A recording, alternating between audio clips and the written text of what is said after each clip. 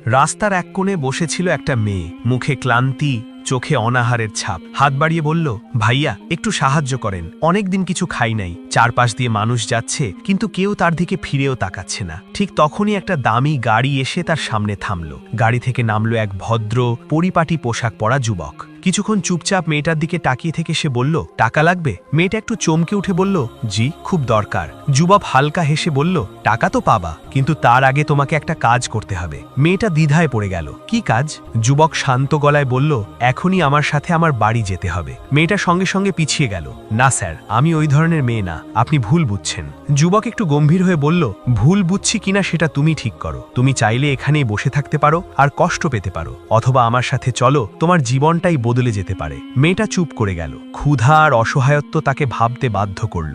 ধীরে ধীরে সে জিজ্ঞেস করল, আমি গেলে আমি কি পাবো? যুবক এবার গম্ভীর স্বরে বলল, আমি তোমাকে এমন জীবন দেব যা তুমি কখনো কল্পনাও করনি। তোমার ভবিষ্যৎ নিরাপদ করে দেব। বলো, রাজি? কিছুক্ষণ নীরব থাকার পর মেয়েটা মাথা নিচু করে বলল, ঠিক আছে, আমি যাব। যুবক বলল, চলো তাহলে। গাড়ি শহরের ব্যস্ত রাস্তা পেরিয়ে এক অভিজাত এলাকায় ঢুকে গেল। চারপাশে বড় বড় বাড়ি, ঝকঝকে আলো। মেয়েটা অবাক হয়ে বলল, আমরা কোথায় আসছি? যুবক বলল, এই শহরের সবচেয়ে অভিজাত এলাকায়, আর এইটাই আমার বাড়ি।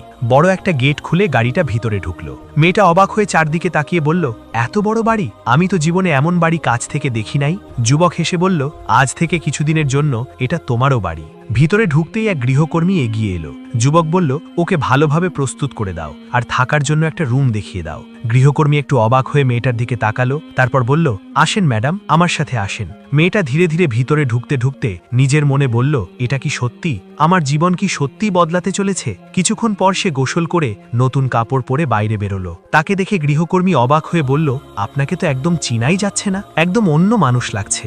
মেয়েটা লজ্জা পেয়ে মাথা নিচু করে রইল। ঠিক তখনই সেই যুবক এসে দাঁড়ালো। মেয়েটার দিকে তাকিয়ে কিছুক্ষণ চুপ করে থাকলো, তারপর বলল, সত্যি বলতে তোমাকে এখন অনেক সুন্দর লাগছে। মেয়েটা অস্বস্তিতে পড়ে বলল, ধন্যবাদ। তারপর একটু থেমে বলল, আপনি যে কাজের জন্য আমাকে এনেছেন সেটা কি এখন শুরু করবেন? যুবক হালকা হেসে বলল, এত তাড়াহুড়ো কিসের? এখনো বাড়িতে অনেক মানুষ আছে, একটু ধৈর্য ধরো। তারপর আবার বলল, তার আগে আমি তোমাকে একটা সারপ্রাইজ দিতে চাই। মেয়েটা অবাক হয়ে বলল, কি সারপ্রাইজ?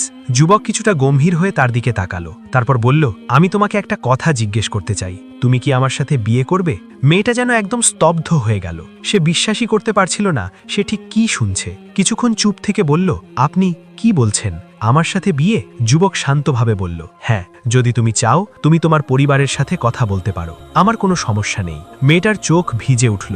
সে ধীরে ধীরে বলল, আমার তো কোনো পরিবার নেই, ছোটবেলা থেকেই আমি একা।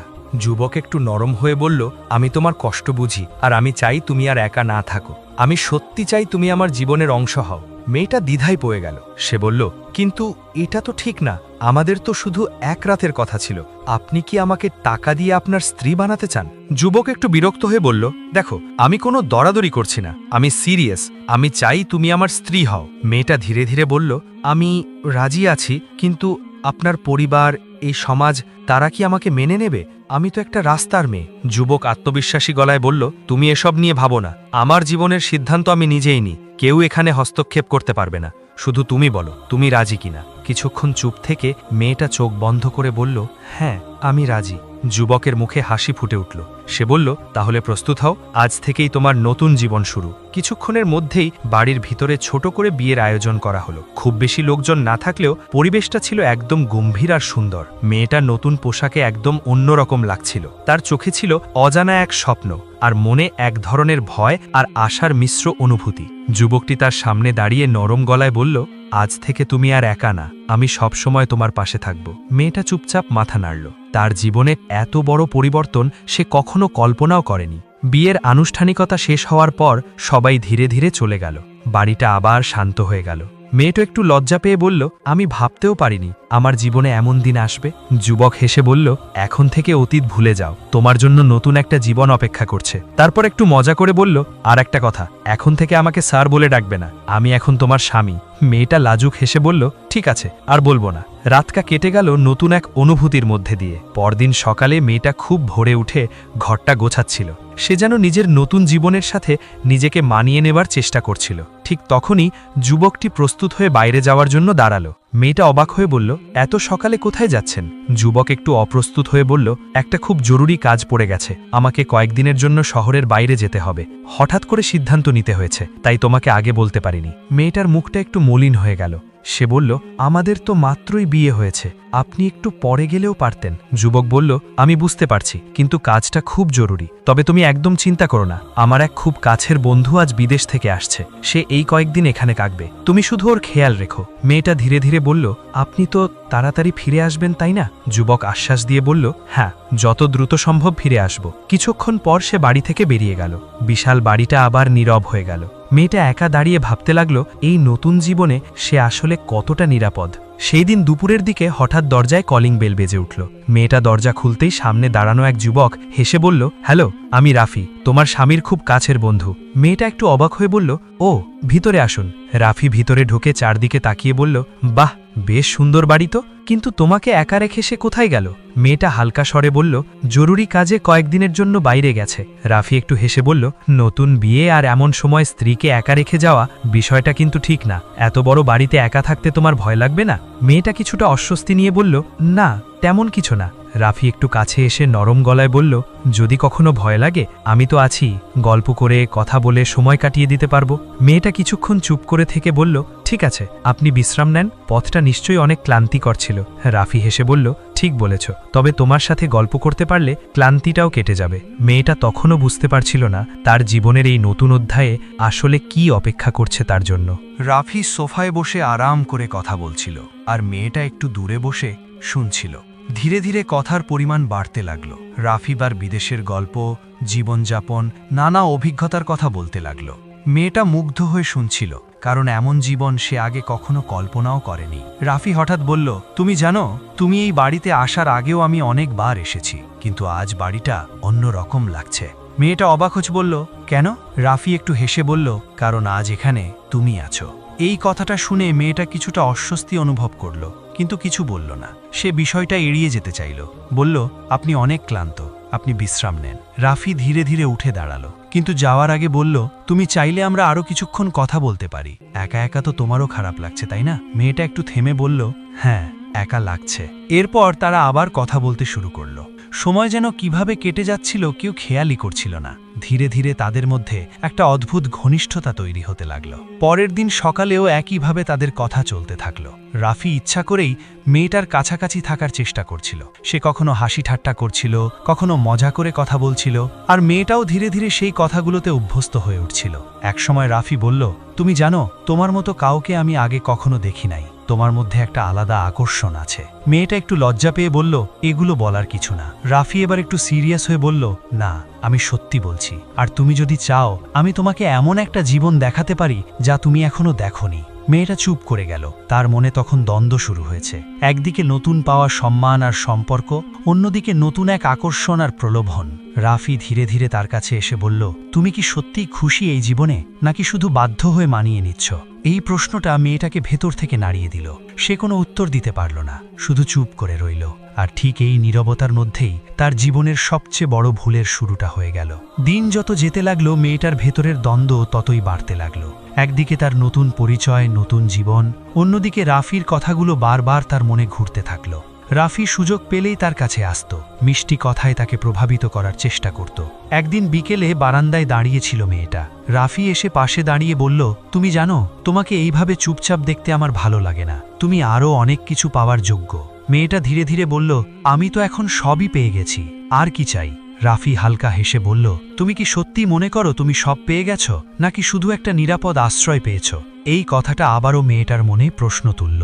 সে কিছু বলল না, কিন্তু তার চোখে স্পষ্ট দ্বিধা দেখা যাচ্ছিল। রাফি এবার আরও কাছে এসে বলল, দেখো, জীবন একটাই, এখানে যদি নিজের ইচ্ছা মতো না বাঁচো তাহলে সেই জীবনের কোনো মূল্যই থাকে না। মেয়েটা ধীরে ধীরে বলল, কিন্তু আমি এখন একটা সম্পর্কে আছি, আমি প্রতিশ্রুতি দিয়েছি। রাফি তার কথা কেটে দিয়ে বলল, প্রতিশ্রুতি? তুমি কি নিজের ইচ্ছায় সেই প্রতিশ্রুতি দিয়েছিলে, নাকি পরিস্থিতি তোমাকে বাধ্য করেছিল? এই প্রশ্নটা যেন সরাসরি মেয়েটার মনে আঘাত করল। সে কিছু বলতে গিয়ে থেমে গেল, কারণ সে নিজেও জানত তার সিদ্ধান্তটা পুরোপুরি নিজের ছিল না। রাফি সুযোগটা কাজে লাগালো। সে বলল, আমি তোমাকে দোষ দিচ্ছি না, কিন্তু তুমি নিজের সত্যিটা নিজেই জানো। কিছুক্ষণ নীরবতা চলল। তারপর ধীরে ধীরে মেয়েটা বলল, আমি জানি না আমি কি করব। রাফি নরম গলায় বলল, কিছু করার দরকার নেই, শুধু নিজের মনটা শোনো। সেই রাতেই তাদের মধ্যে দূরত্বটা অনেকটা কমে গেল। মেয়েটা নিজের ভেতরে দ্বিধার কাছে হেরে যেতে শুরু করল। সে ভুলে যেতে লাগলো তার বর্তমান সম্পর্ক, তার প্রতি রাখা বিশ্বাস।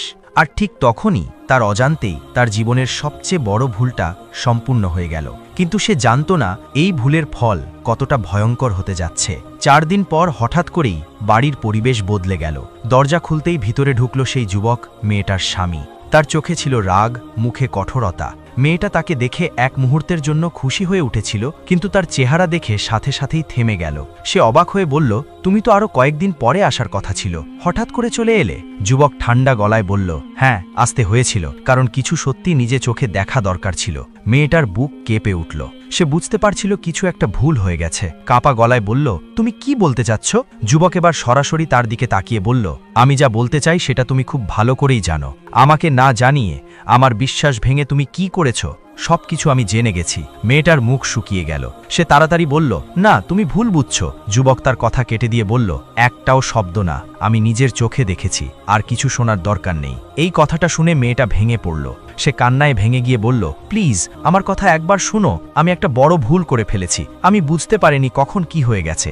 যুবক তীব্র কণ্ঠে বলল, ভুল? তুমি এটাকে ভুল বলছো? আমি তোমাকে কোথা থেকে তুলে এনেছিলাম মনে আছে? তোমাকে সম্মান দিয়েছি, পরিচয় দিয়েছি, আমার নাম দিয়েছি, আর তুমি সেই বিশ্বাসের এই প্রতিদান দিলে? মেয়েটা কাঁদতে কাঁদতে বলল, আমি সত্যি অনুতপ্ত, আমাকে একটা সুযোগ দাও, আমি সব ঠিক করে দেব। যুবক তাচ্ছিল্যের হাসি দিয়ে বলল, সুযোগ? মানুষ যখন নিজের আসল চরিত্র দেখিয়ে দেয় তখন আর কোনো সুযোগ থাকে না। আমি ভেবেছিলাম তুমি বদলে যাবে, কিন্তু আমি ভুল ছিলাম। তারপর কঠোর স্বরে বলল, এই বাড়িতে তোমার আর কোনো জায়গা নেই, এক্ষুনি এখান থেকে চলে যাও। মেয়েটা হতবাক হয়ে গেল। সে কাপা গলায় বলল, প্লিজ আমাকে বের করে দিও না, আমি কোথায় যাব? যুবক নির্দয়ভাবে বলল, যেখান থেকে তোমাকে এনেছিলাম সেখানেই ফিরে যাও, এই বাড়ি তোমার জন্য না, আমার জীবন থেকেও তুমি এখন শেষ। মেয়েটা আর কিছু বলতে পারল না। চোখের পানি মুছতে মুছতে ধীরে ধীরে বেরিয়ে গেল সেই বাড়ি থেকে, যেটাকে সে নিজের নতুন জীবন ভেবেছিল। আর ঠিক তখনই সে বুঝতে পারল একটা ভুল সিদ্ধান্ত কিভাবে পুরো জীবনটা নষ্ট করে দিতে পারে। বাড়ির গেটটা পেরিয়ে বাইরে আসতেই মেয়েটার মনে হলো যেন সে আবার সেই আগের জায়গায় ফিরে এসেছে, যেখান থেকে তার নতুন জীবনের শুরু হয়েছিল। চোখ দিয়ে টপ টপ করে পানি পড়ছে, কিন্তু থামানোর মতো কোনো শক্তি তার আর নেই। রাস্তার পাশে দাঁড়িয়ে সে একবার পিছনে তাকালো। বিশাল সেই বাড়িটা এখনো আগের মতোই দাঁড়িয়ে আছে, কিন্তু সেখানে তার জন্য আর কোনো জায়গা নেই। কয়েকদিন আগেও যে বাড়িটাকে সে নিজের ভবিষ্যৎ ভাবছিল, আজ সেটাই তার জন্য সম্পূর্ণ বন্ধ হয়ে গেছে। সে ধীরে ধীরে হাঁটতে শুরু করল। মনে পড়তে লাগলো সবকিছু, সেই দিনটা যখন সে ক্ষুধার্ত অবস্থায় বসেছিল। তারপর হঠাৎ করে জীবনে এত বড় পরিবর্তন, সম্মান, ভালোবাসা, নিরাপত্তা, সবকিছু সে পেয়েছিল, কিন্তু নিজের এক ভুল সিদ্ধান্তের কারণে সে সবকিছু হারিয়ে ফেলল। সে নিজেকেই প্রশ্ন করতে লাগলো, আমি কেন এমন করলাম? আমি তো সব পেয়েছিলাম, তাহলে কেন আমি সেই পথটা বেছে নিলাম যেটা আমাকে আবার সবকিছু থেকে বঞ্চিত করে দিল? এদিকে বাড়ির ভিতরে যুবকটি একা দাঁড়িয়েছিল। তার মনেও এক ধরনের কষ্ট কাজ করছিল। সে চুপচাপ জানালার পাশে দাঁড়িয়ে বাইরে তাকিয়েছিল। সে জানত সে যা করেছে তা হয়তো কঠিন ছিল, কিন্তু তার বিশ্বাস ভেঙে যাওয়ার কষ্টটা আরও বড় ছিল। সে ধীরে ধীরে বলল, বিশ্বাস একবার ভেঙে গেলে সেটা আর কখনো আগের মতো হয় না। অন্যদিকে মেয়েটা আবার সেই আগের জীবনে ফিরে গেল, কিন্তু এবার সে আগের মতো ছিল না। তার চোখে এখন অভিজ্ঞতার ছাপ আর মনে গভীর অনুশোচনা। সে বুঝে গিয়েছিল জীবনে যা পাওয়া যায় তার মূল্য না বুঝলে একসময় সবকিছু হাতছাড়া হয়ে যায়। এই গল্পটা আমাদের একটা বড় শিক্ষা দেয়, জীবনে যতই সুযোগ আসুক না কেন, নিজের সততা আর চরিত্রটাই সবচেয়ে বড় সম্পদ। একবার সেটা হারিয়ে ফেললে আর কিছুই অবশিষ্ট থাকে না। তাই আমাদের উচিত যা কিছু আমাদের কাছে আছে তার মূল্য বোঝা, আর কখনোই ভুল পথে পা না বাড়ানো, কারণ একটি ভুল সিদ্ধান্তই পুরো জীবনটা বদলে দিতে পারে।